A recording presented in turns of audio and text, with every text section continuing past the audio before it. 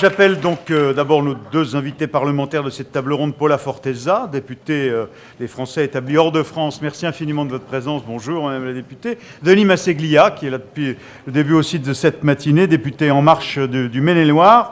Merci à tous les deux.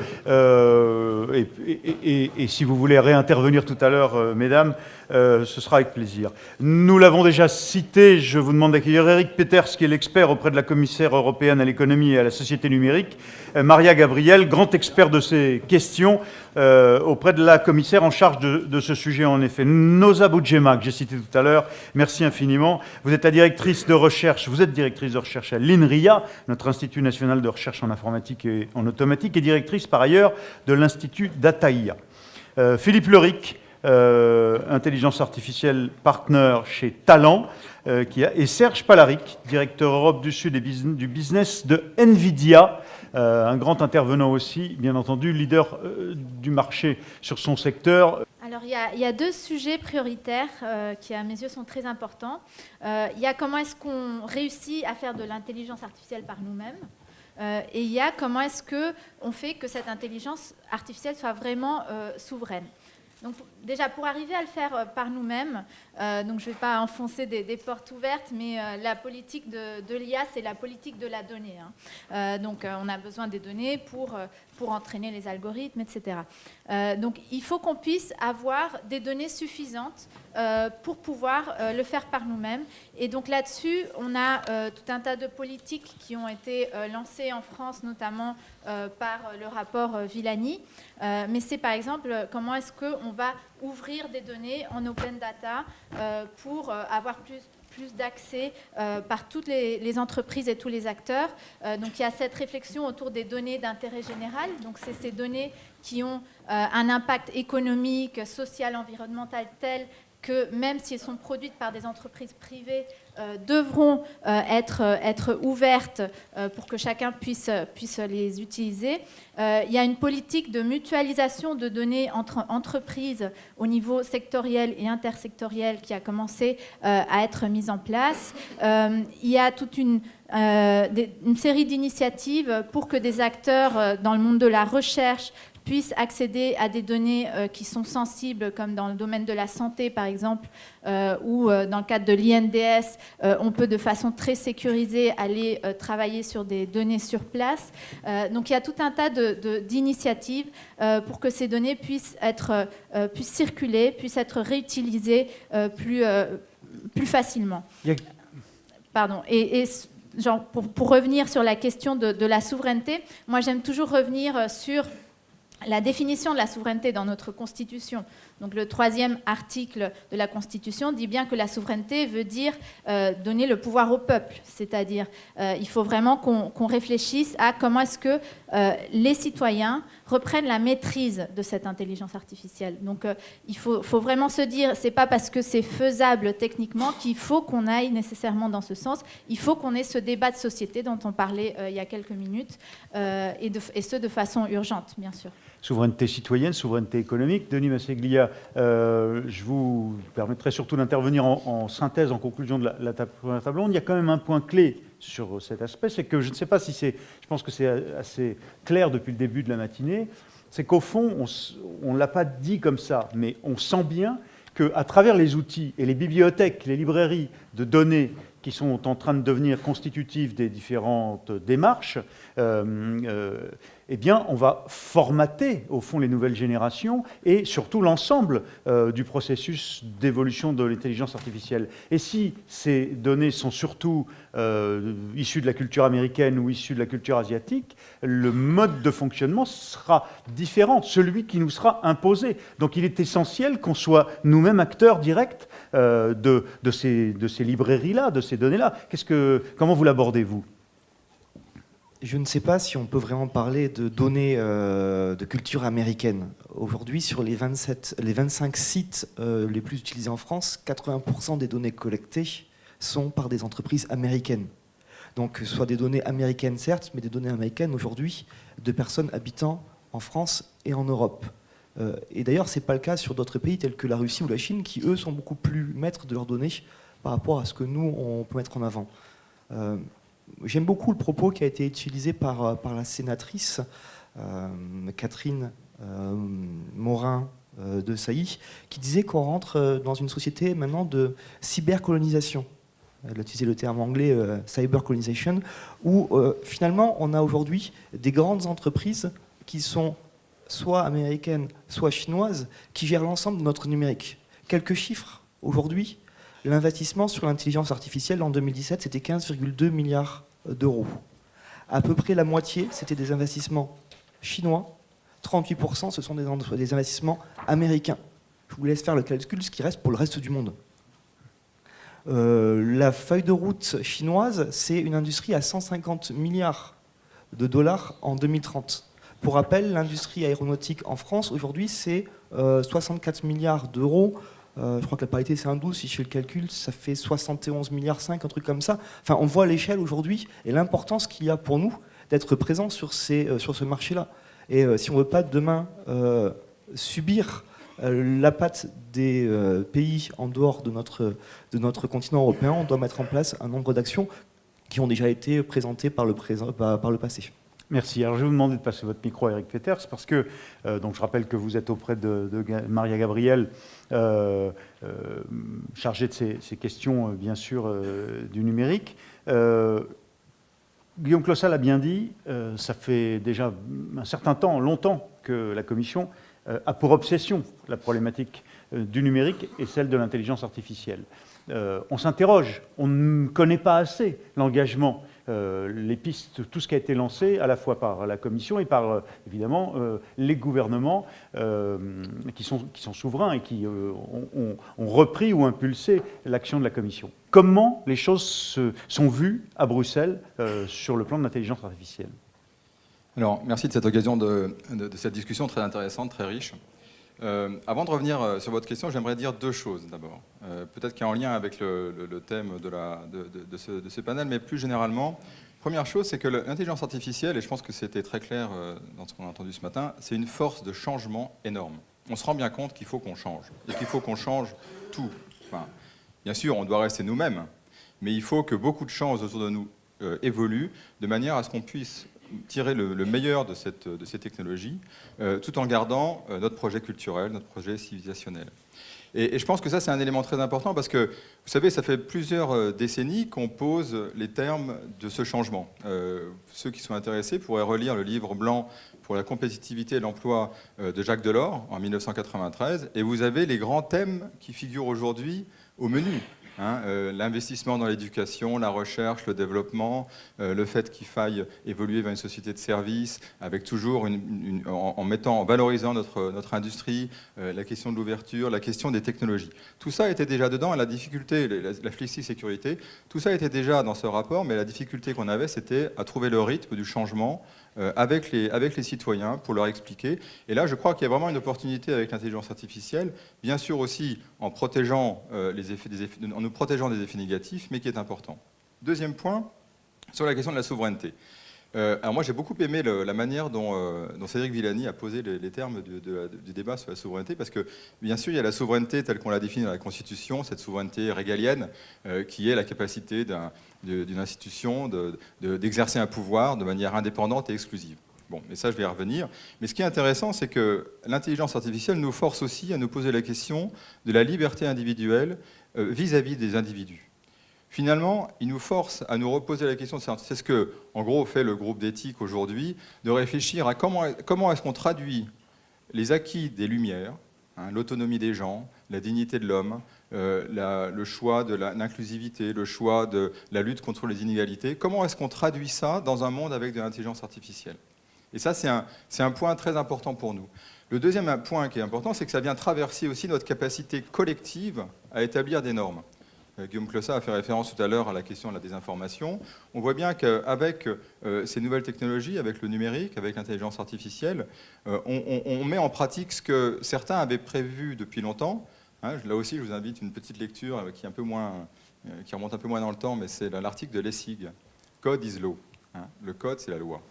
Et donc, comment faire pour que nous, États, collectivités, qui définissons la loi, puissions toujours l'exercer alors qu'en parallèle, vous avez des entités qui, eux, n'ont pas la légitimité des choix collectifs assumés, débattus et décidés dans des institutions, et qui vont établir leurs lois. Et donc, à l'époque, les SIG avaient pris comme exemple la protection de la vie privée. Je pense qu'on pourrait trouver beaucoup d'exemples de ce que va incorporer le code et l'intelligence artificielle dans les choix, et comment est-ce que nous, on peut faire pour connecter toujours ces choix avec les positions. Et mon troisième élément de la souveraineté, c'est ce qui a été aussi dit, notamment par plusieurs personnes.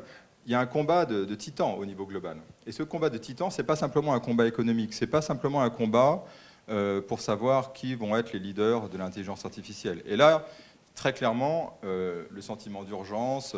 Je sais qu'à un moment donné, mon commissaire a évoqué le fait qu'on faisait face à un Sputnik moment, donc à un moment où on sent qu'on est en train de perdre la course dans les technologies au niveau mondial. Les Américains ont fait ce constat dans les années 50, ce qui a réagi, et eux ont réagi de manière très vive avec des plans d'ampleur, avec les plans Apollo, les plans DARPA. C'était plusieurs centaines de milliards de dollars qui ont été injectés. Et donc pour nous, il y a bien sûr ce débat économique. Mais ce choc des titans, c'est un choc de valeurs. Et donc, la question qui se pose pour nous, Européens, c'est dans quelle mesure est-ce qu'on veut aussi défendre notre souveraineté, à défendre nos approches, nos valeurs fondamentales. On est bien clair que la manière dont la Chine utilise l'intelligence artificielle, la manière dont les États-Unis utilisent l'intelligence artificielle, et la manière dont l'Europe voit l'intelligence artificielle est complètement différente. Alors, pour revenir à votre question... Oui, attendez, parce que vous venez de nous prendre un exemple qui est... parce que ce serait bien qu'on y arrive, mais c'est très clair, parce que ces points de cadre sont déterminantes de la suite. Mais la suite, c'est plus concret. Vous venez de nous rappeler le Sputnik moment. C'est quoi? C'est au moment où les Américains réalisent qu'ils sont battus par les Russes, par les Soviétiques, sur la question de l'espace, ils mettent les moyens et ils décident d'y aller. Et puis c'est Apollo et c'est la Lune. Et très bien. Qu'est-ce que la Commission fixe comme objectif aujourd'hui, concrètement, pour que nous vivions le Sputnik moment et pour que nous rattrapions, puisque nous en serions capables, c'est ce que les uns et les autres viennent de nous dire, le fait que nous sommes dépassés. Nous avons vécu le coup de Sputnik. Alors, okay. On fait quoi aujourd'hui? Il faut d'abord et sur quoi? Il faut d'abord que ce diagnostic soit partagé. Aujourd'hui, il n'est pas partagé par tous. Encore beaucoup de gens considèrent que, finalement, en faisant un peu mieux par-ci, un peu mieux par ça, on s'en sortira. Et donc là, il y a d'abord un débat, et il y a d'abord la nécessité d'établir cette rupture, cette prise de conscience de manière extrêmement importante. Et donc, je pense que ces débats y participent. Donc nous, on a commencé avant... parce que c'est vrai que la Commission a été un des premiers, si vous regardez les programmes politiques dans les campagnes, en 2014, ça a été la première fois qu'il y a eu vraiment une priorité qui a été mise sur le numérique, alors que pendant les autres élections, aux États-Unis, ailleurs, ce n'était pas encore un sujet, on était encore en train de sortir de la crise. Qu'est-ce qu'on a? Nous, d'abord, il y a plusieurs leviers, et ces leviers-là, ils sont tous très importants. Premier levier, bien sûr, c'est le levier budgétaire, c'est l'implication que l'on met à financer par du budget public européen. Et là, on est en train de monter en puissance. On a progressivement augmenté considérablement de 70% pour l'intelligence artificielle les crédits qui seront disponibles d'ici 2020. Et après 2021, vous savez qu'on a une programmation budgétaire qui est pluriannuelle. Là, on a décidé de créer un budget spécial pour le numérique, dans lequel l'intelligence artificielle, donc c'est 9 milliards, donc qu'on a proposé au Conseil et au Parlement. Il faut encore que ce soit adopté par les co-législateurs. Et sur ces 9 milliards, on a près de 3 milliards qui sont proposés pour l'intelligence artificielle. On a aussi des crédits qui sont proposés pour la recherche spécifiquement de 15 milliards en matière digitale. Donc déjà, premièrement, on met la main à la poche. Deuxièmement, on a mis en place tout un ensemble de règles, d'environnement, parce qu'on l'a dit tout à l'heure, pour faire de l'intelligence artificielle, il faut que les données soient accessibles, il faut qu'elles puissent circuler. Et donc, on a fait des propositions. Donc, on a un plan qui s'appelle le marché unique du numérique, qui comprend en partie des propositions très concrètes. Sur 60 propositions, il y en a bien une quinzaine qui concernent cet élément-là, pour que l'environnement légal soit favorable. Troisième élément, sur les questions éthiques, on a un groupe d'experts dont on a des représentants ici et qui réfléchissent justement à ces questions éthiques, parce qu'on sait très bien qu'on ne pourra avoir un développement durable de l'intelligence artificielle que si les populations l'acceptent et la voient comme quelque chose de positif. Donc pour ça, il faut qu'on montre que toutes ces nouvelles technologies vont répondre à des demandes et à des attentes des populations.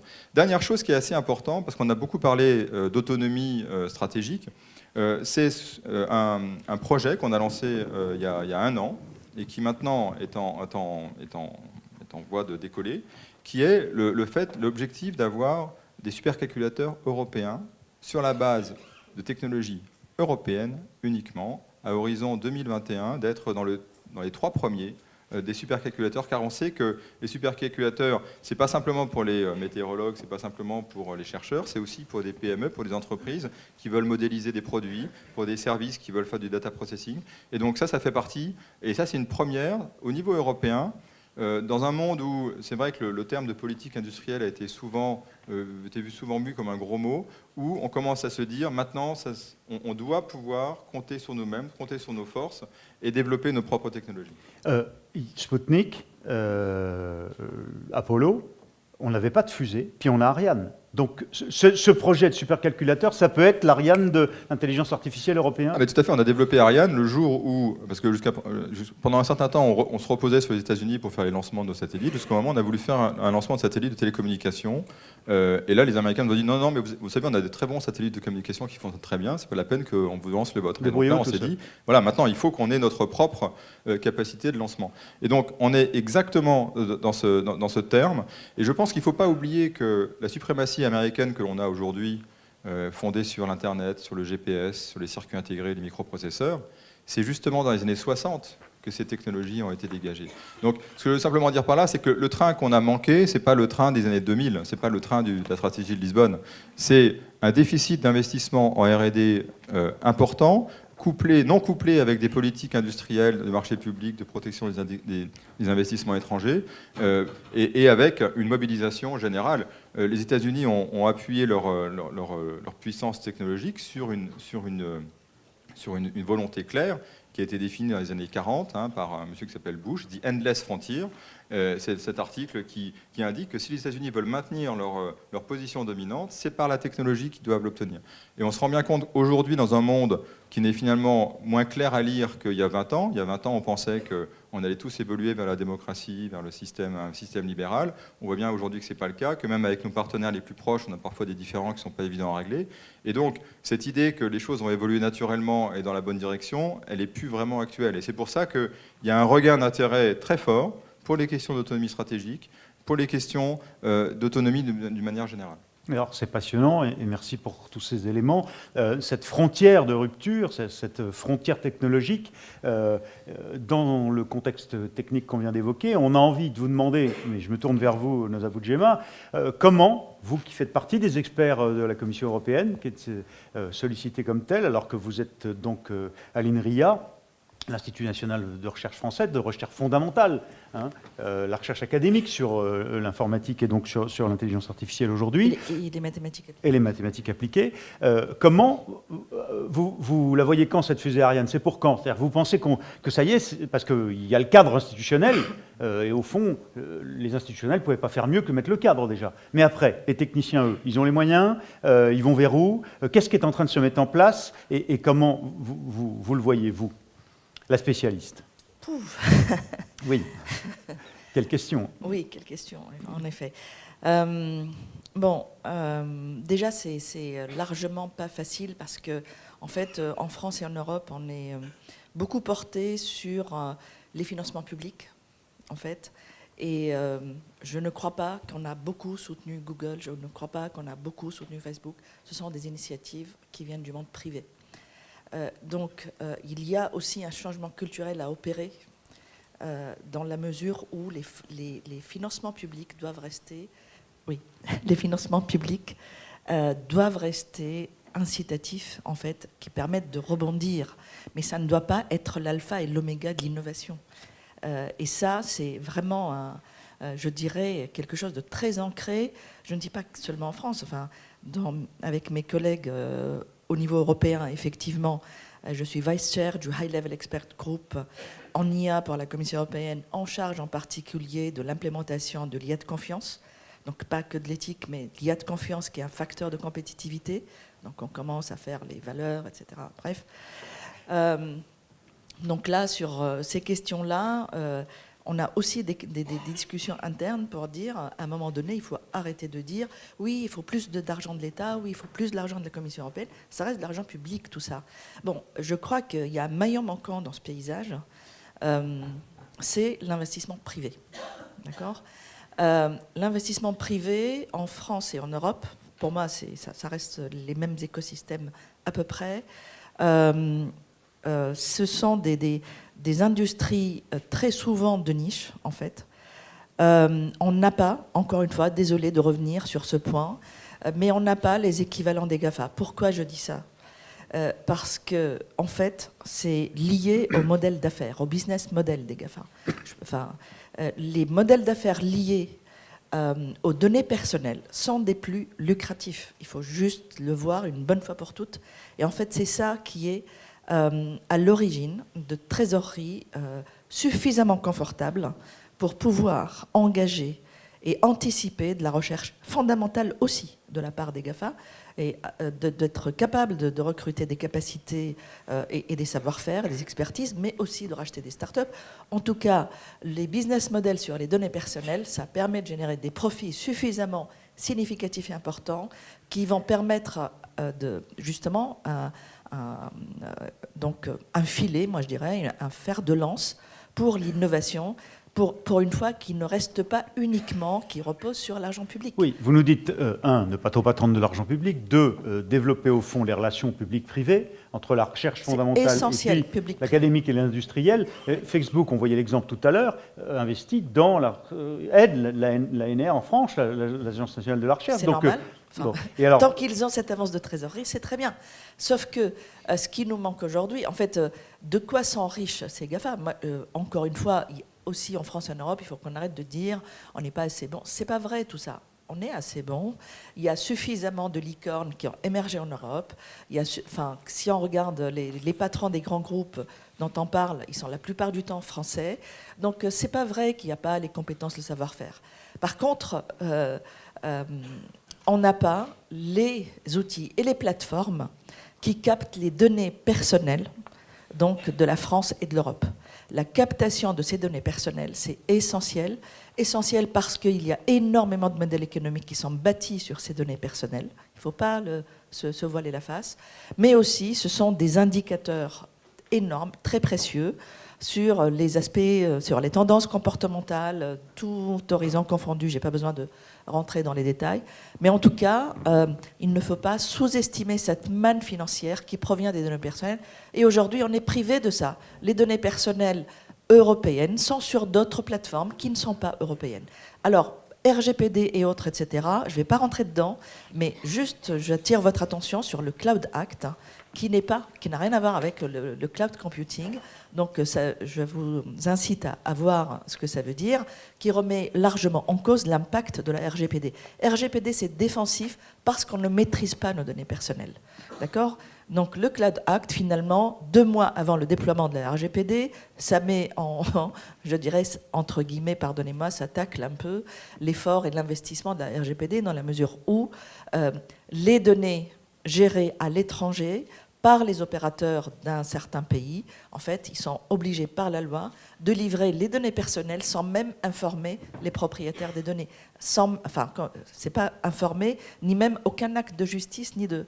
Donc, d'accord, c'est très complexe. À mon avis, s'il faut commencer à drafter un chemin pour la souveraineté en IA, il faut d'abord avoir ce recul sur l'ensemble des facteurs de la situation qui sont en jeu. Bon, mais alors, comment on fait ? Votre vision du comment on fait ? Comment les entreprises, sur l'IA, et pas uniquement, ou les financiers, pour appliquer ce que vous dites, et pour obtenir ce que vous essayez d'obtenir ? D'abord, il faudrait fluidifier davantage le partenariat public-privé. En France et en Europe, il n'est pas assez développé. On n'a pas... En fait, je peux comprendre, parce que développer ce partenariat public-privé, ça constitue une part de risque importante que les grandes entreprises peuvent se permettre parce que plus le matelas est important, plus je dirais la peur du risque est faible au final. Chose que les entreprises européennes n'ont pas autant de réserves de trésorerie pour se permettre autant de risques. Mais quand même, c'est aussi un peu culturel parce que l'échec, souvent, outre-Atlantique, c'est aussi vécu comme une expérience constructive, on apprend de l'échec. Donc il manque encore, en tout cas, il faut encourager davantage de partenariats public-privé, c'est essentiel. D'un autre côté, il faut très très sérieusement réfléchir. Je vois, justement, vous avez mentionné Séoul et la Corée du Sud, c'est un pays émergent, d'accord. La capitale, elle est entièrement reconstruite après la guerre. Enfin, c'était pas un acteur qui existait sur la place mondiale de l'innovation et du numérique. Aujourd'hui, c'en est un. Donc, c'est aussi une volonté politique. C'est aussi c'est eux qui ont créé des géants maintenant, mais qui se sont dotés aussi de leur propre moteur de recherche d'information, de leur propre navigateur, donc l'aide à la navigation, en tout cas. Vous vous rendez pas compte la richesse et la source de données continue sur les trajets pour l'aménagement de territoire. C'est juste incroyable. Les moteurs de recherche, vous n'avez pas besoin de faire d'études de marché, vous savez déjà ce que veulent les gens. Enfin, je veux dire, il faut se rendre compte la richesse que nous, on est en train de donner donc à des acteurs étrangers. Maintenant, on peut se poser, c'est quoi la question de la souveraineté, d'accord ? Moi, je ne suis pas du tout ni contre l'un ni contre l'autre. C'est juste que dans un paysage où on se pose la question de la souveraineté, je crois qu'il faut pointer cette nécessité, finalement, de se doter de nos propres moyens de captation des données personnelles, mais aussi, et d'ailleurs même au sein du groupe, du High Level Expert Group de la Commission européenne, on a eu ce genre de débat parce que ce groupe-là réfléchit à la fois sur l'IA de confiance, quelle IA et quelle valeur de société on veut bâtir, quelle IA pour l'Europe, d'une part, mais aussi on réfléchit sur les aspects investissement, recherche, innovation, plateforme. Et on a eu des débats sur est-ce que c'est encore nécessaire de bâtir le supercalculateur européen ? Les services d'Amazon, etc., sont suffisamment bien qu'on a peut-être pas besoin, enfin, on va toujours courir derrière et on sera toujours en retard d'une guerre, etc. etc. Donc, c'est pour vous dire que la discussion... Et votre avis sur la question ? À mon avis, il faut le faire. À mon avis, il faut le faire parce que le jour où un pays décide de nous dire, en fait, vous n'êtes pas gentil, je ne vous donne pas accès à mes ressources, qu'est-ce qu'on fait ? Est-ce qu'on va aller... C'est l'ancienne problématique de l'Ariane. On ne tirera pas de satellite si on n'a pas notre fusée. Absolument. Et d'ailleurs, tout à l'heure, j'ai entendu et bien écouté la table ronde. En fait, les services Amazon et les services, en fait, aujourd'hui, qui sont connus pour... Enfin, qui vendent en tout cas le service cloud, vous pensez qu'ils ont développé le service cloud en premier ? Non. Ils ont commencé d'abord par capter les données personnelles. Après, c'est le métier propre. À force de capter autant de données, il fallait développer en interne des compétences de gestion de ces données à large échelle et dans le cloud. Donc en fait, c'était une compétence propre pour leur propre business, mais ils ont eu tellement d'expérience et finalement de savoir-faire qu'ils se sont dit, après tout, on peut offrir nos services aux autres et pas juste en usage interne. Donc l'idée, c'est venu après avoir capté énormément de données, après avoir voulu résoudre ces questions-là en interne, pour ensuite se dire, en fait, c'est tellement lucratif maintenant, on a tellement d'avance, ben on va en profiter pour encore le vendre. Donc non seulement, enfin, bref, vous voyez le cercle, vraiment, en tout cas, il faut être vraiment conscient. Je viens aux entreprises maintenant, mais Eric Peter, vous aviez l'air de vouloir rajouter un petit mot. Non, j'en ai pas le temps, mais donc voilà. Alors, Philippe Leuric, 2 entreprises, Mavor, Talent et puis Nvidia. Mais alors, Talent, vous aussi, vous accompagnez, vous conseillez, vous mettez en œuvre aussi des solutions techniques IA avec vos clients. Où est-ce qu'on en est aujourd'hui ? Écosystème français, votre vision à vous de cette évolution ? D'abord, un petit mot sur Talent. Talent, donc on est une société de 2500 personnes, vraiment au cœur de la transformation numérique des entreprises. Et à ce titre-là, et parce qu'on se rend compte que c'est vraiment quelque chose d'essentiel, on a mis en place, dès le départ, une équipe transverse autour de l'IA pour pouvoir être de l'idéation à la mise en œuvre et aussi à l'exploitation de ces solutions. Oui, parce que le cœur de votre culture, de votre philosophie, c'est de dire que l'IA, ce n'est pas un truc qui débarquera un jour, dans 20 ans, dans les entreprises, c'est déjà quelque chose qu'on doit mettre en place, ça doit servir notre métier déjà aujourd'hui. Mais aujourd'hui, l'IA est vraiment au cœur de la transformation économique de toutes les entreprises. On a vu effectivement les montants d'investissement qui sont en Chine, aux États-Unis. Maintenant, à nous, à vous, à toutes les entreprises, de se lancer dans cette transformation et de mettre en œuvre ces éléments-là qui sont aujourd'hui indispensables pour rester compétitif. Bon, mais alors, si on est un peu simpliste, comme moi, on se dit, à part les chatbots, à part des robots qui nous donnent quelques réponses, des modèles experts un peu plus avancés, en quoi ça change l'entreprise ? Et alors, qu'est-ce qui est en train de se passer dans le paysage français et qu'est-ce que vous préconisez à vos clients ? Alors d'une part, qu'est-ce qui est en train de se passer ? On voit, et chacun modestement lance ses projets qui changent la vie. On voit à la SNCF, quand on se met à travailler sur la maintenance préventive, qu'est-ce qu'on fait ? On fait de la maintenance préventive sur des rails. Les rails, c'est un métier de cheminot. On pourrait croire que les rails, c'est juste des barres métalliques infinies. Non, entre les rails, il y a ce qu'on appelle des éclisses. Des éclisses, ça tient par des boulons.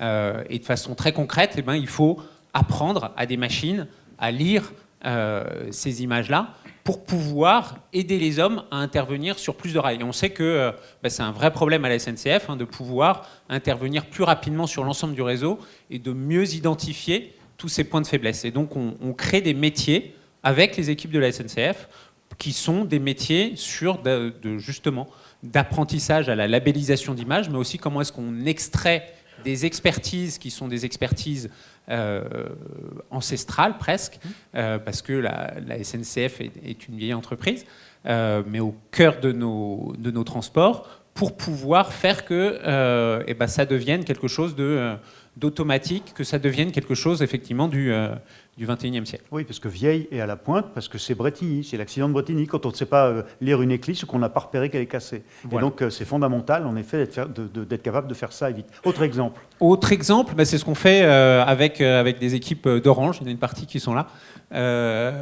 Avec les équipes d'Orange, on va aider un certain nombre de conseillers à mieux accompagner les clients. Quand on est donc Orange, très souvent, on les contacte via des centres téléphoniques, des centres d'appel. Comment est-ce que j'aide mon conseiller à être plus efficace, à mieux connaître les attentes de son client ? Si je lui fais effectivement si je lui fais apparaître un ensemble d'éléments sur son écran qui va tout de suite lui raconter quelle est la problématique de ce client et quelle est probablement son besoin de façon prédictive par rapport à son appel, je vais pouvoir être plus compétitif, ça va être plus agréable. Et puis pour moi, en tant que client, ça va être encore mieux parce qu'on aura mieux répondu à mes attentes.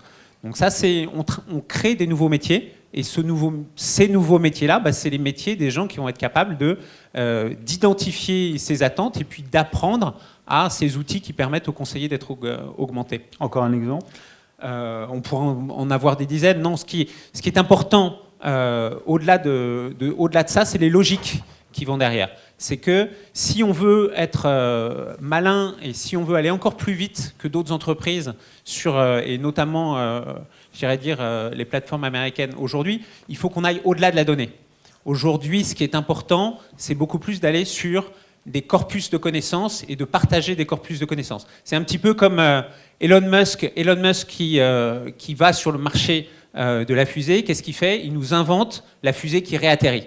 Là, il faut qu'on fasse la même chose. Il faut qu'on soit capable, plutôt que d'inventer des choses qu'on refasse d'une entreprise à une autre, qu'on puisse créer des corpus de connaissances. Donc, qu'est-ce que c'est un corpus de connaissances ? C'est des procédures, c'est des processus, c'est des savoir-faire, c'est des savoir-être qu'on va pouvoir partager d'une entreprise à une autre, parce que quand on va travailler avec Orange à nouveau sur, par exemple, les éléments d'authentification sur un site web, ou quand on va travailler sur des éléments de données de détail sur la facture, tous ces éléments-là, c'est exactement les mêmes si on les fait avec Engie ou avec leur concurrent EDF. Donc tous ces éléments-là, si on les met sur des plateformes qui vont pouvoir être partagés et qui vont permettre ensuite à l'ensemble des entreprises d'aller beaucoup plus vite sur ce qui va être la valeur ajoutée finale, sur la façon de s'adresser aux clients, à ce moment-là, on a créé une plateforme, on a créé des éléments qui nous permettent d'être plus malins. Et chez Talent, c'est quelque chose qu'on essaye de faire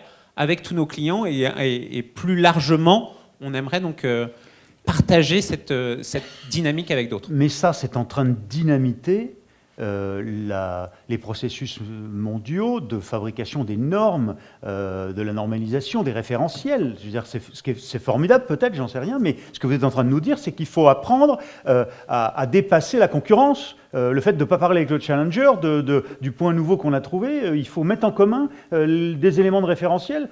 Pourquoi il faudrait comme ça partager? Mais parce que c'est l'essence. C'est qu'est-ce qui a fait aujourd'hui le succès de l'intelligence artificielle et d'un certain nombre d'algorithmes aujourd'hui, c'est parce que on a eu un certain nombre de bases de données, on a un certain nombre d'algorithmes qui sont en open data, qu'on partage, que les chercheurs partagent et qu'ensuite on peut aller utiliser. C'est ce qui fait qu'on est allé beaucoup plus vite sur ces technologies-là que sur des technologies précédentes, parce qu'il y a une technologie du partage. Il faut que cette culture du partage, on aille une étape plus loin, une étape au-delà, et c'est ça qui permettra d'aller plus vite. Vous avez conscience que c'est totalement à l'opposé de la culture française en la matière depuis longtemps, même si on a compris, on l'a dit, que c'est fini, qu'on essaye de dépasser ça. Mais enfin quand même, je le rappelle, parce que culturellement, une acculturation, elle ne se fait pas en quelques heures. Oui, mais je pense que justement, on est dans ce nouveau monde qu'aujourd'hui, là, au niveau de nos jeunes générations de consultants, le partage et l'échange est vraiment une des choses essentielles. On ne peut pas arriver tous les jours, on a un consultant, quand il se pose une question, la première chose qu'il va faire, c'est qu'il va aller regarder s'il y a un tuto qui existe et qu'il va demander à son copain. Il faut le faire. Ça s'appelle encore un tuto. D'accord. Un tutoriel. Ça s'appelle encore comme ça, comme les vieux modèles experts. OK. Donc vous plaidez pour l'open data comme pour l'open source, au fond, en la matière. Juste avant, on va y venir avec NVIDIA, mais juste avant, je voudrais que vous nous disiez, on a cette vieille expression française que le chausseur est mal chaussé, hein, en tout cas que et donc, est-ce que c'est le cas chez vous? Est-ce que vous appliquez-vous des outils d'intelligence artificielle dans votre pratique quotidienne? C'est effectivement, est-ce que les cordonniers sont les plus mal chaussés? Voilà, cordonniers, cherchez le On essaye aussi de se l'appliquer à nous-mêmes.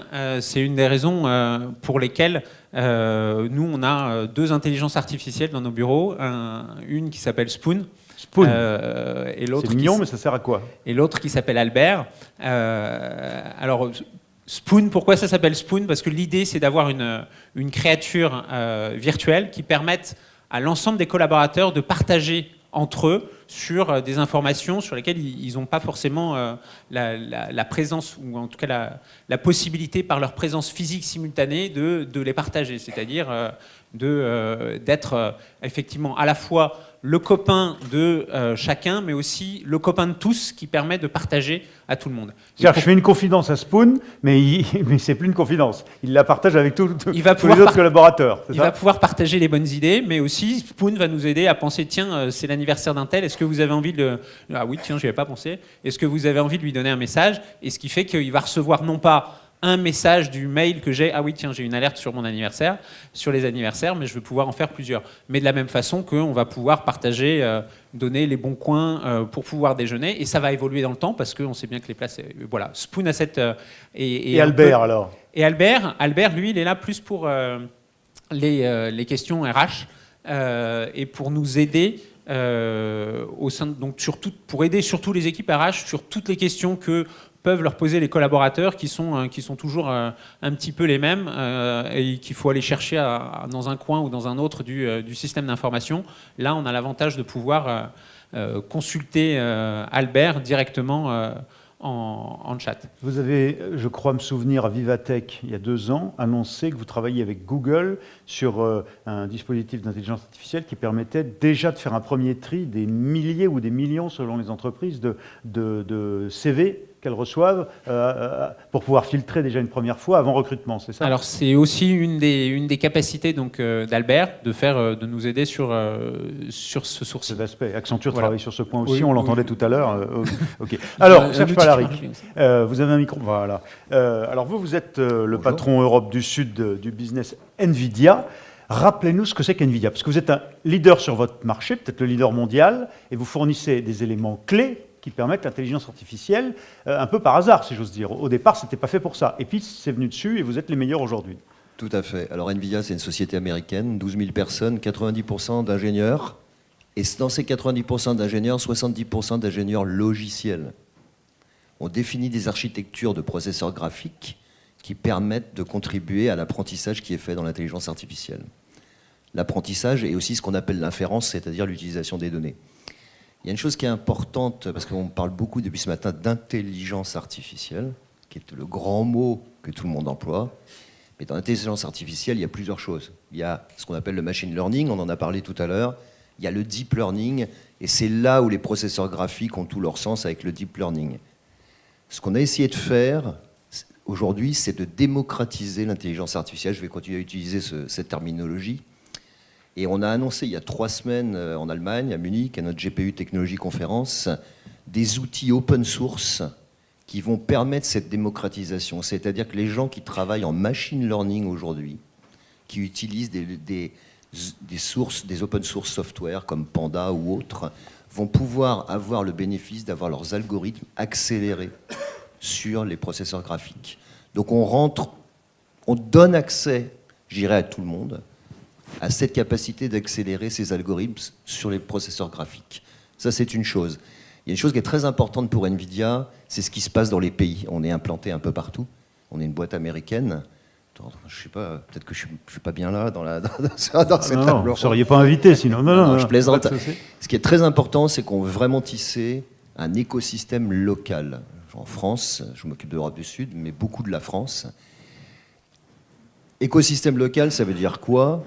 On travaille avec l'INRIA, on a un gros partenariat avec l'INRIA, on a des équipes dédiées pour les universités qui ne font que ça, qui vont voir les universités, comprendre les problématiques, travailler avec les data scientists, etc., etc. On en reviendra, je pense, après là-dessus. Et aussi, on a un programme pour les startups. On a plus de 200 startups en France qui travaillent avec nous sur l'intelligence artificielle. 3000 au niveau mondial. Donc vraiment, on est très intéressé et très focalisé sur ce qui se passe localement, avec beaucoup d'initiatives. Oui, mais alors, l'idée, et vous aussi, vous plaidez pour l'ouverture, pour l'open source ou l'open data, l'idée c'est de booster, que tout ça serve de bras de levier pour que se développent encore plus des projets, des idées et l'intelligence artificielle. Très bien, mais avec quel intérêt? Parce que c'est pas bisounours quand même. Donc vous êtes tous pour l'ouverture, mais c'est de développer le business. En quoi ça développe votre business et en quoi c'est un avantage pour ceux qui utiliseront ces sources ouvertes que vous offrez? Alors, l'avantage, ce qu'on cherche à faire, nous, c'est que de plus en plus de gens, de développeurs, d'entreprises utilisent nos processeurs graphiques, soyons honnêtes, soyons open. Plus on apportera... Vous créez votre marché. Voilà, plus on apportera des outils que la majorité d'entre nous pourront utiliser, et je parlais d'open source tout à l'heure, complètement gratuit, on a quelque chose qui s'appelle Nvidia GPU Cloud. Alors tout le monde au début, quand on l'a lancé, on dit vous allez remplacer Google. Non, surtout pas. On va venir se mettre au-dessus de Google et on va offrir par exemple aux startups des containers où ils peuvent faire tourner leurs algorithmes. Ils n'ont pas besoin de dépenser d'argent, ils n'ont pas besoin d'investir. Bien sûr, Google va acheter nos GPU. On parlait tout à l'heure aussi, on parlait de Google, on parlait d'Amazon. On a des acteurs en France. On a OVH. On a OVH. Qu'est-ce que c'est OVH, pardon, alors, présentez-nous OVH. OVH est un cloud provider qui offre aujourd'hui, depuis quelques mois, les mêmes services que Google, des instances de processeurs graphiques. Ils offrent NGC, Nvidia GPU Cloud, et vous pouvez utiliser en fait OVH comme vous utiliseriez Google aujourd'hui. Je pense qu'on a des solutions en France. Ce qui est très important, c'est qu'il faut qu'on discute avec les métiers. On en a parlé tout à l'heure. Moi, j'ai des gens dans mon équipe. La première chose que je leur dis, c'est pas la peine d'aller faire des belles présentations avec des slides PowerPoint. Allez discuter avec les métiers dans les entreprises. Allez essayer de comprendre quelles sont leurs problématiques. Peut-être qu'on n'a pas de solution, mais peut-être qu'on a des solutions. Et c'est là où ça va commencer à être intéressant. À partir du moment où les métiers, on leur apporte des solutions et on arrive à résoudre leurs problèmes, en fait, les discussions après qui vont s'en suivre sont beaucoup plus facilitées. Alors, là encore, passionnant. Votre exemple on avait d'autant plus de raisons de vous inviter, et vous êtes d'autant plus le bienvenu, que vous êtes à la fois dans l'ouverture, mais qu'on voit bien sur quelle ligne de crête on fonctionne. Ouverture, cheval de Troie ou pas, où nous en profiter. Enfin, voilà, cette ambiguïté est permanente, mais c'est celle qui est formidable, c'est la vie, au fond. Comment vous réagissez à tout ce qui a été présenté là, les uns et les autres, et notamment ceux qui fixent le cadre? Paula Fondresa, je vous en prie. Je voudrais d'abord revenir sur la question du RGPD, parce qu'on est en désaccord fondamental là-dessus. Je crois que le RGPD ne fait pas qu'on soit en retard par rapport aux États-Unis, ça fait justement qu'on soit en avance. Je crois que nombreux pays dans le monde se posent la question maintenant d'avancer dans ce sens. Je crois que le modèle d'exploitation des données personnelles est en train d'être remis en cause ou a besoin d'être vraiment encadré. Dans le RGPD, on a des valeurs qui ont beaucoup de valeur, beaucoup de valeur. Par exemple, la question du consentement, c'est-à-dire qu'on ne pourra traiter de ça, je suis prête à les données que si la personne en est d'accord. Il y a la question de la minimisation de la collecte des données personnelles. Moi, je crois que c'est vraiment, on va vraiment dans un bon sens avec ce cadre qui a été fixé au niveau européen. On a vu avec les scandales du Cambridge Analytica, etc., que aux États-Unis, alors qu'on se disait que en Europe, on allait trop encadrer, trop réguler et que ça allait aller contre l'innovation. Maintenant, on commence à se dire il faut vraiment qu'on fasse une loi de ce type. Pour revenir aussi sur la question de la gouvernance, je ne le prenais pas tellement en termes d'indépendance des institutions, mais plutôt de capacité d'une société à s'autodéterminer elle-même. Et je voudrais donner quelques exemples sur le type de réflexion sociale qu'on va devoir avoir dans les prochaines années. J'ai eu par exemple des entreprises américaines qui sont venues me voir en me disant aux États-Unis, on commence à devoir vendre aux États des technologies de reconnaissance faciale pour pouvoir détecter si, par exemple, s'il y a des migrants illégaux dans notre territoire. Et eux-mêmes se disent, on ne veut pas avoir à décider, nous, si on va être provider, disons, de cette technologie à ces fins-là. On a vraiment besoin d'avoir un encadrement légal. Après une discussion de société, il y a des questions éthiques qui se posent. Donc cet acteur me disait « Please regulate us ». On a besoin, s'il vous plaît, régulez-nous. Ce que vous voulez dire, c'est que le RGPD a créé une initiative qui devrait s'imposer comme norme mondiale, ou en tout cas comme un élément de référence. Madame Boudjema, sur ce point, vous dites, non, c'est conceptuel, mais ce n'est pas la réalité. En fait, je ne mets pas en cause le côté c'est un frein ou c'est pas un frein. Moi, je dirais c'est même pas un frein du tout, en fait. Enfin, moi, je minimise l'impact de ça dans la mesure où, quand on parle de portabilité, par exemple, moi, j'aimerais bien qu'on prenne cet exemple, parce que souvent, c'est ça qui est amené comme une valeur ajoutée, ce qui est certaine. L'idée, elle est extraordinaire de pouvoir avoir cette portabilité, le choix de porter ces données. Mais est-ce qu'on a vraiment le choix, en fait? C'est ça que je pose comme question. Si on utilise un outil de document partagé, je ne vais pas nommer l'outil parce que je n'ai rien contre l'industriel qui le fait, on va dire, on veut changer nos modes de travail, on voudrait utiliser un autre outil d'édition partagée, collaborative, de documents. On va le porter où? Est-ce qu'il y a une alternative? Donc je veux bien les principes, moi, que je respecte, hein, j'abonde. Vous redoutez l'aspect Maginot du RGPD. Donc concrètement, en termes en fait, d'applicabilité, moi je questionne l'applicabilité, en fait. Pas les principes, évidemment, mais l'applicabilité et la portée réelle, en fait. Mais je crois qu'on peut avoir des investissements sans nécessairement capitaliser sur le traitement ou l'exploitation des données personnelles. On est dans un système capitaliste où on peut, disons, avoir des investissements qui viennent d'autres modèles de Eric business. Peters va peut-être vous réconcilier. Non, alors, je ne sais pas si je vais vous réconcilier. Je pense qu'effectivement, vous savez, on fait face à une révolution technologique. Donc, c'est extrêmement vaste. Donc, on fait du learning by doing, comme disent les Anglais. C'est-à-dire que, voilà, on essaie de fixer les choses qu'on peut fixer d'abord, et après, on voit comment ça se passe. Ce qui m'intéresse dans la discussion, c'est qu'il y a plusieurs choses. D'une part, c'est vrai qu'on a posé un standard qui est devenu un standard mondial. La Californie est en train d'adopter quasiment le même texte que le nôtre. Et les choses sont claires. Soit vous obéissez à nos règles pour gérer les données privées de nos citoyens, soit vous ne pouvez pas rapatrier ces données chez vous, parce qu'on veille à ce que vous adoptiez les mêmes standards, et si vous n'adoptez pas les mêmes standards, c'est impossible pour vous de rapatrier les données chez vous. Et je pense que ça, c'est important, parce que ce n'est pas simplement gérer les données en Europe, mais c'est les gérer aux États-Unis. Donc si maintenant il y a des lois qui sont faites dans des pays tiers et qui en mettent en cause ce principe, il est clair qu'ils ne pourront plus rapatrier leurs données. Donc c'est quelque chose... Oui, mais justement, mais après, c'est quelque chose qu'on ne négociera pas. Donc au besoin, on reviendra, si jamais c'est vraiment l'analyse des experts sur la question, je n'ai aucun doute qu'on ne prendra pas le risque de permettre à des sociétés de transférer des données personnelles de citoyens européens et de les gérer de manière différente. Deuxième chose, il y a un élément qui est important en filigrane.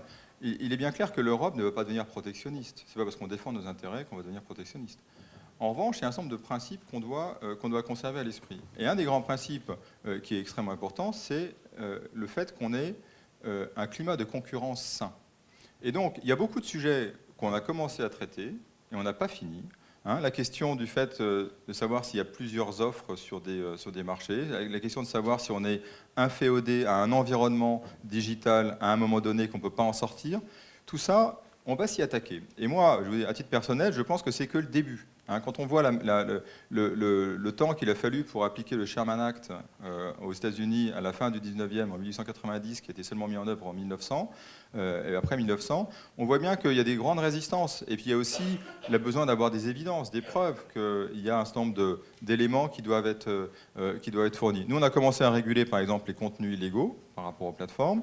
Vous avez vu le débat qu'il y a à l'heure actuelle entre les plateformes et le droit d'auteur, là où on veut vraiment assurer que les auteurs puissent récupérer, disons, des bénéfices de leur création. Donc tout ça, c'est la même chose. Tout ça, ça va être le fait de créer des environnements où les citoyens ne soient pas confrontés à un manque de concurrence et où nos entreprises ne soient pas dans cette situation-là. Une dernière chose que je voudrais dire par rapport je voudrais donner la parole à la salle, donc très court, si vous voulez privé bien. Et public. Bien sûr qu'il y a un enjeu très fort de financement privé.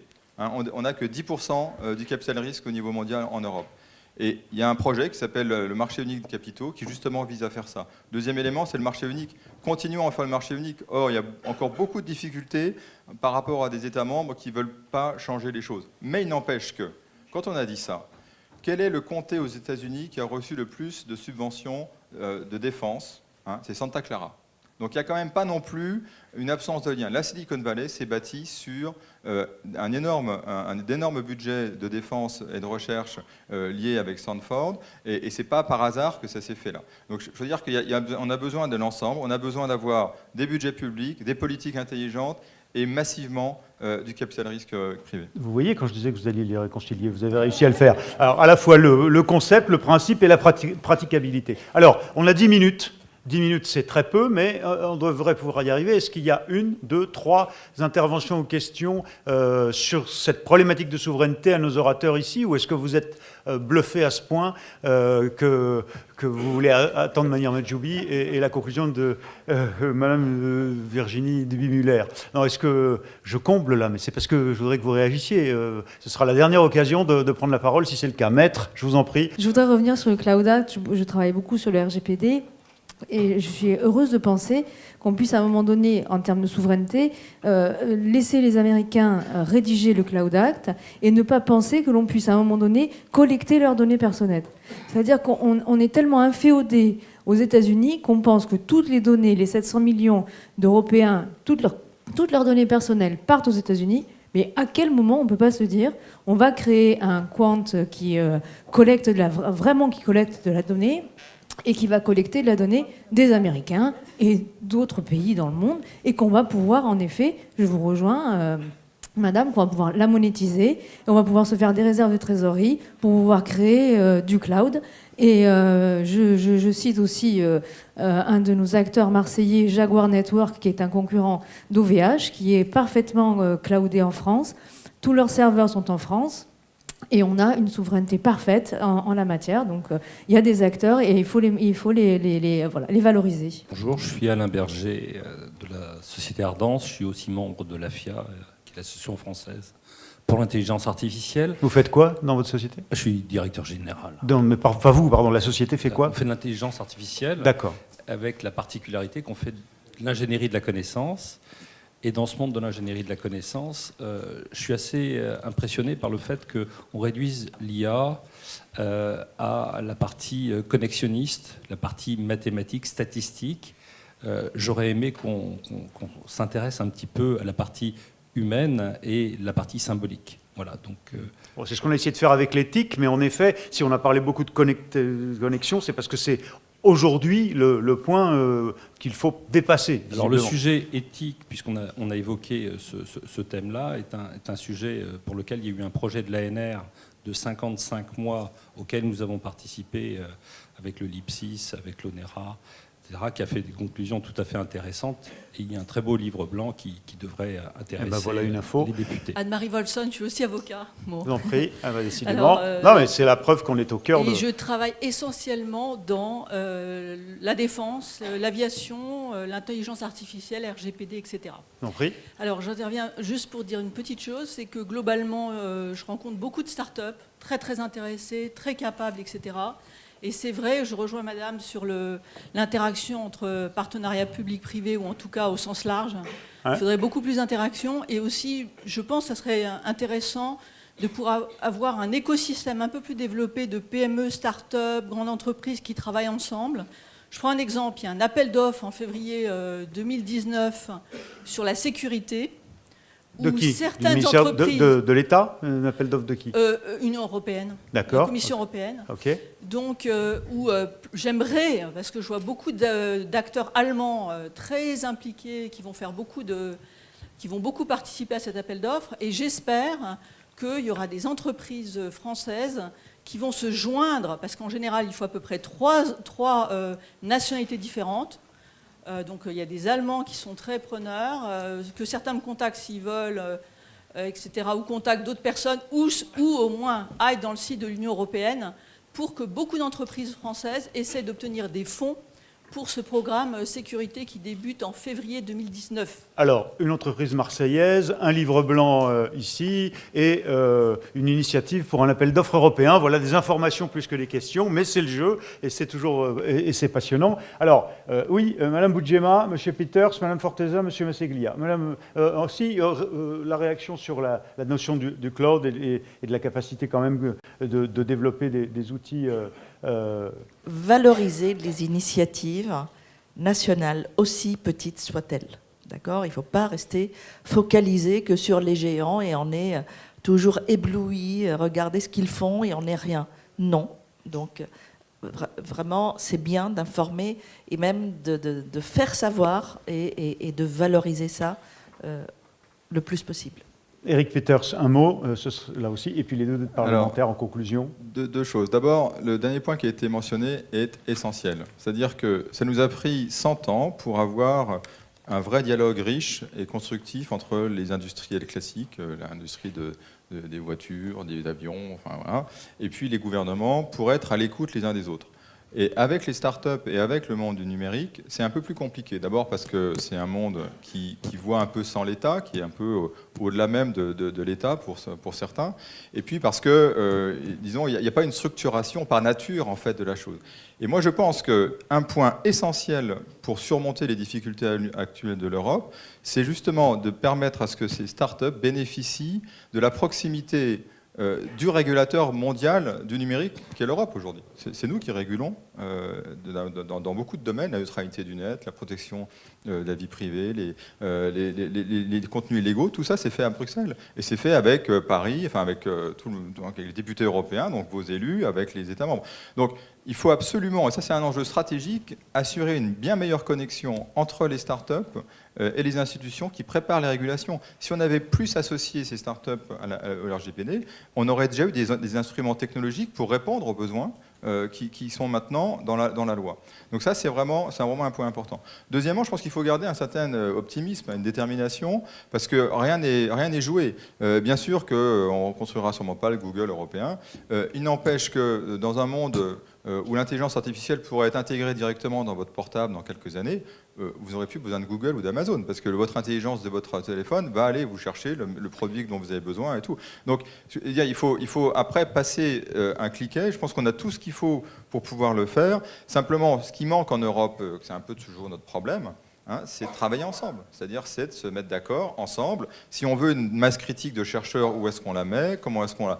Donc là, c'est sur cette dynamique-là qu'il faut travailler, parce qu'on a effectivement tous les atouts pour pouvoir le faire.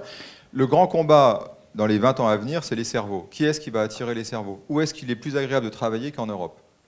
Voilà. Donc s'il y a des projets, s'il y a des infrastructures, s'il y a des technologies, les chercheurs viendront en Europe travailler. Où est-ce qu'il est plus agréable de travailler qu'en Europe? Voilà la phrase qu'il faut retenir de la totalité de la matinée, si je puis me permettre.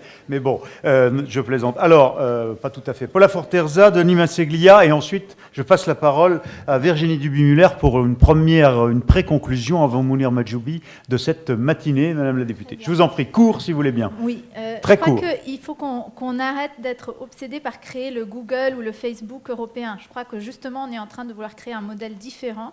Quant, justement, est un exemple très parlant. Il n'y aura jamais de Quant qui exploitera des données personnelles parce que la valeur ajoutée, justement, de cette entreprise est qu'elle ne collecte pas des données personnelles. Et ça prouve, justement, qu'on peut avoir un business model sans le faire et qu'il y a des alternatives, un moteur de recherche qui fonctionne parfaitement et qui est un concurrent à Google. Et qu'on peut aller dans cette voie. Sur la question de l'éthique, il y a beaucoup d'initiatives partout dans le monde qui commencent à être prises. Par exemple, au Canada, Joshua Bengio, qui est un des créateurs du deep learning, est en train de lancer une charte de l'intelligence artificielle, une charte éthique de l'intelligence artificielle, justement pour commencer à réfléchir comment est-ce qu'on met l'intelligence artificielle au service de l'humain, comment est-ce qu'on évite que l'intelligence artificielle fasse de la discrimination, tout un tas de principes qui sont posés et qui sont assez intéressants. Il y a aussi un petit groupe de data scientists en France qui s'appelle Data for Good, qui ont commencé à réfléchir à un serment d'Hippocrate pour les data scientists. Et donc, ils commencent à se rendre compte du pouvoir qu'ils ont, de l'impact qu'ils ont et de la responsabilité qu'ils ont, et de comment ils doivent commencer à réguler leur propre métier. Donc, c'est un regard très intéressant. Merci. Pardon, Denis Masseglia. Je voulais rebondir sur la notion, la discussion sur rapprocher les entreprises privées vers le service public. Oui. Aujourd'hui, avec la loi Pacte, qui est passée en première lecture, on a validé le fait de passer de 20% du temps passé dans l'entreprise à 50%. Donc on a vraiment cette volonté aujourd'hui de légiférer pour que le service public soit plus proche du monde de l'entreprise. Après, je veux rebondir aussi sur... Est-ce qu'il est le mieux pour travailler? L'Europe, je l'entends. Quand on est docteur, qu'on a fait 8 ans d'études après le bac, qu'on travaille dans l'intelligence artificielle, on est payé à 1,7 SMIC. Donc je veux bien, à un moment, il faut être pragmatique aussi. Donc comment on rémunère à la juste valeur les docteurs? C'est avec de l'argent public. Comment on récupère l'argent public? Et là, je pense que c'est le rôle de l'Europe. C'est en faisant payer les GAFA à la juste valeur de la production qui est faite en France. Et là-dessus, il faut vraiment appuyer la proposition qui est faite par le ministre Bruno Le Maire. Il va falloir qu'à un moment donné, on prenne des décisions pour qu'il y ait une juste concurrence en toutes les entreprises. À la Commission, on le soutient. C'est pas du protectionnisme, c'est juste de l'équité. C'est une démarche européenne maintenant. Exactement. Et là-dessus, il va falloir qu'on se donne les moyens de pouvoir préparer l'avenir. Je voudrais, mesdames et messieurs, qu'on remercie les orateurs de la deuxième table ronde.